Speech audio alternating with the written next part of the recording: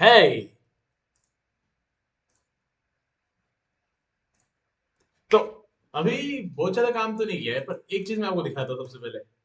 ये देखिए, हमारा फंक्शन कैसे काम कर रहा है, हमारा एक तरह से गेम जो हमने लास्ट पार्ट में देखा था। देखो, मेश जनरेट जो हो रही है वो, हम अभी डीएफएस पे काम तो कर रहे हैं, पर रेंडमली जनरेशन की बात कर रहा हूँ सबसे पहले। एक मिनट रुकते हैं। आ गई। ये देखो जनरेट कैसे हो रही है, इतनी अच्छी नहीं लग रही ना, मेश जैसी भी नहीं लग रही है। एक काम करते हैं, यहाँ पे देखिए, बस एक सिंपल सा ट्विक करूंगा मैं।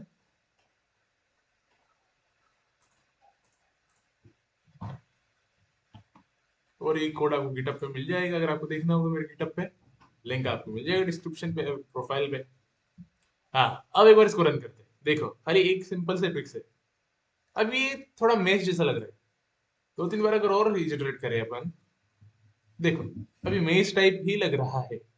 हर एक पाथ एक दूसरे से कनेक्टेड है इन दो ब्लॉक्स को छोड़ के। अब ये मेनली मैंने इसमें इतना ज्यादा कोड को सेट करने की जगह यहाँ पे एक दूसरी अप्रोच यूज की है। ये आपको जो दिख रहा है इसे कहते हैं डेकोरेटर। हमने खाली दो फंक्शन बनाए, एक ये बना डेकोरेटर वाला फंक्शन, जिसके अंदर ये मतलब ताकि मेरे को इस कोड को चेंज नहीं करना पड़े और फिर मेरा काम हो जाए, इसलिए मैंने डेकोरेटर बनाया। मेन फंक्शन है कीप इन सिंक का। हमारे मेन रैंडम जनरेशन में खासकर ये प्रॉब्लम आ रही थी कि ये नेबर्स को ठीक से मेंटेन नहीं कर पा रहा था। कि जैसे एक टाइल के लेफ्ट में नेबर है, वो हम क्या कर रहे थे इसमें आपने ही देखा, रैंडमली जनरेट कर रहे थे।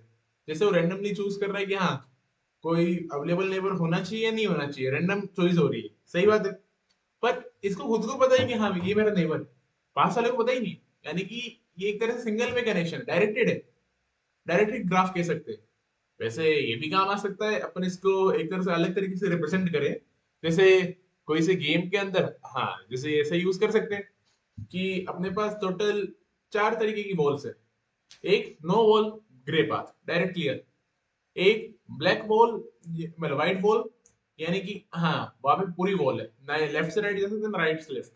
एक रेड बॉल, यानी कि आप नेगेटिव डायरेक्शन में आ सकते हैं, राइट से लेफ्ट आ सकते हैं। एक ब्लू बॉल, जहाँ पे राइट से लेफ्ट जा, लेफ्ट से राइट जा सकते हैं, पॉजिटिव बॉल। तो अपन वैसा अप्रोच लगा सकते हैं, पर इसमें एक प्रॉब्लम हो रही थी वो उस वजह से। तो हमने वही के लिए एक ये बनाया सिंक नेबर्स करके, हमने डेकोरेटर बनाया, जो कि जो हमारे टाइल्स का जो वैल्यू रिटर्न करेगा यहाँ से। डेकोरेटर में सिंपल देख लो, उसके अंदर एक ये अंदर रेपर फंक्शन होता है, जो कि सबसे पहले उस फंक्शन को कॉल करता है। जैसे रैंडम जनरेशन को इसने कॉल किया टाइल्स पे जो भी वैल्यूज थी, फिर उसने जो वैल्यू है उसके ऊपर खाली कीप इन सिंक वाले को लगा दिया और इसको रिटर्न कर दिया। जो कि अपने आप डेकोरेटर का ये काम होता है, जो ये रैपर है इसको कॉल कर देता है वो इस पे। इधर लोड ना लो, जब भी हम अगली बार इस जनरेशन वाले को कॉल करेंगे, जो कि हम यहाँ पे मेश जनरेशन के अंदर यहाँ पे कर रहे हैं। ओ सॉरी, ये मैंने गिटहब वाला कॉल दिया था साथ में। ये आप यूटिल्स के अंदर हम कर रहे हैं जनरेट मेश का। तो जैसे ही कॉल हो रहा है इसके ऊपर डेकोरेटर अपने आप लग के आ रहा है। और ये डेकोरेटर के अंदर हम ये वाला फंक्शन लगा रहे हैं कीप इन सिंक का, जो कि क्या कर रहा है, सिंपल हर एक टाइल पे ट्रावर्स कर रहा है, मतलब हर एक टाइल के ऊपर जा रहा है और हर एक टाइल के हर एक नेबर के अंदर चेक कर रहा है। अगर अप अवेलेबल है, डाउन है, लेफ्ट है, राइट है, तो यानी कि उसके अप लेफ्ट राइट वाले नेबर को अपडेट करना। और एक और हमने छोटी सी चीज यहाँ पे चेंज ये की थी कि मेज के अंदर ही डायरेक्ट एक सेट था पहले, हमने उस सेट को हमने चेंज कर दिया जनरेट होने के तरीके को ही। मेज क्लास में चेंज नहीं हुआ है, जो हमारे जनरेट मेज है उसके अंदर हम जो डायरेक्ट कर रहे थे इसको, हमारे पहले ये नहीं था, तो एक सेट जनरेट हो रहा था। हमने इसको आई कोमा जे लगा दिया, यानी कि अभी इंडेक्स्ड हो चुका है। अपन अब इसको एक्सेस कर सकते हैं आई कोमा जे के थ्रू, जो कि हमारे फ्यूचर में हेल्पफुल रहेगा। तो मेन बात मेरे को ये बतानी थी कि ये इतना बड़ा चेंज नहीं है, छोटा सा चेंज है। और जैसे आपने देखा, इससे हमारा जो मेज जनरेशन है वो कितना ज्यादा अच्छा हो गया एक बारी में, है ना। पहले मेज जनरेशन में थोड़ी प्रॉब्लम आती। जैसे हम वापस देख सकते हैं कीप इन सिंक को, अगर अपन एक बार के लिए डिसेबल कर दे, खाली डेकोरेटर हटा दो, कमेंट आउट कर दो। अब अगर अपन इसको कैंसिल करो, अब अगर अपन मेन को रन करें, तो वापस देख लीजिए यहाँ पे जो मेज आई है कितनी ब्लॉक्ड आई है। क्योंकि जैसे इसको पता है कि इसके यहाँ पे नेबर है, पर उसको पता ही नहीं है, अपडेटेड ही नहीं है वैसा। तो ये बिल्कुल वैसी मेज आई है। वही जैसे ही हमने डेकोरेटर को कर दिया ऑन, यहाँ पे एक इतने छोटे से ट्विक से अपनी मेज पहले से अच्छी लग रही है। ये माना है कि इसमें थोड़े ज्यादा भी नेबर्स को दिखा रहा है, पर फिर भी पहले से तो अच्छी लग रही है मेज। सही है। और इसको भी अपन थोड़ा रैंडमनेस को थोड़ा ट्विक कर सकते हैं मेज जनरेशन से। यहाँ पे रैंडम जो है इसको 5 की जगह 4 कर देते, तो फिर ये टोटल चारों के चारों को भी फ्री नहीं करेगा। वैसे थोड़ा सा ऐसा तो नहीं होना चाहिए, पर अपन प्रोबेबिलिटी चेंज कर सकते हैं बाद में। एक तरह से अलग टाइप से मेज बन गई, ये है। तो इससे मेरा कहने का मेन ये सेंस है कि जैसे हमने देखा कि बहुत छोटे से ट्वीक की वजह से अपना जो ये इतना अच्छा अपडेट हो गया।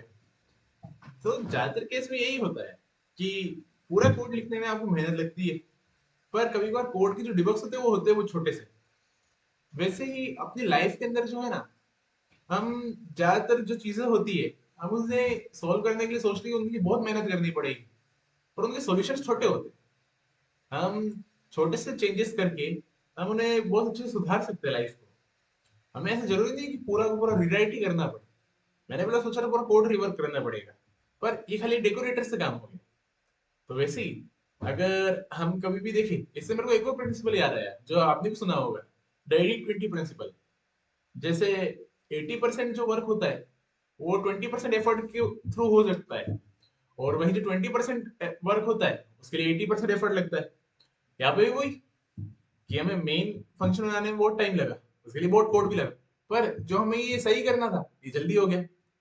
तो अपन इसको एक तरह से डायरेक्ट काइंड ऑफ सीख भी ले सकते हैं कि कभी कोई ऐसी प्रॉब्लम हो, हमें ऐसा जरूरी नहीं है कि हमें उसको पूरा का पूरा ही रिवर्क करना पड़े, और रिवर्क से हम डरते हैं। हम उसे ऐसा भी हो सकता है कि खाली हम एक बार ट्राई करते, टेकल करते, क्या पता एक ऐसा सॉल्यूशन मिले जिससे हमारा जो ओरिजिनल थॉट प्रोसेस था वो बिल्कुल चेंज ना हो, और खाली थोड़े बहुत ट्विक से अपना रिजल्ट परफेक्ट आ जाए।